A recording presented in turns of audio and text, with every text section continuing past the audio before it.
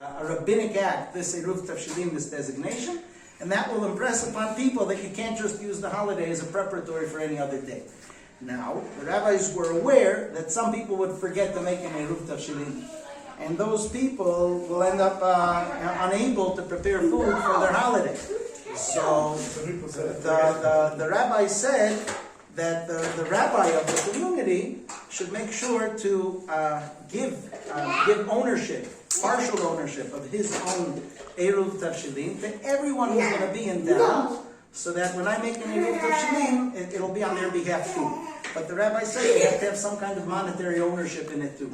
So they said, go to someone else and tell him, you make an act of acquisition, make a kinyan, you lift this on behalf of all the people who will be within the Eiruv, within the Tchum for the Yom Tov. Okay, so you did the act of acquisition.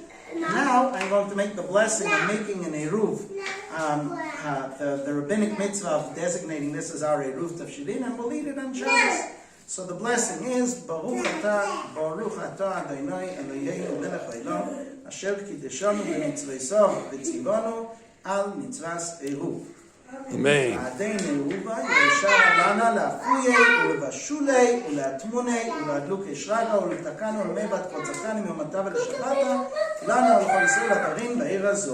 This Eiruv will make it permissible to bake, to cook, to insulate, to kindle the flame, to prepare and do anything necessary for the festival for the sake of Shabbat, for us, and all the Jews who live in this city. Now, this doesn't absolve people from making their own Eiruv. People should make their own Eiruv, but if they forget, then they're covered. Shabbat Shalom and Chag Sameach.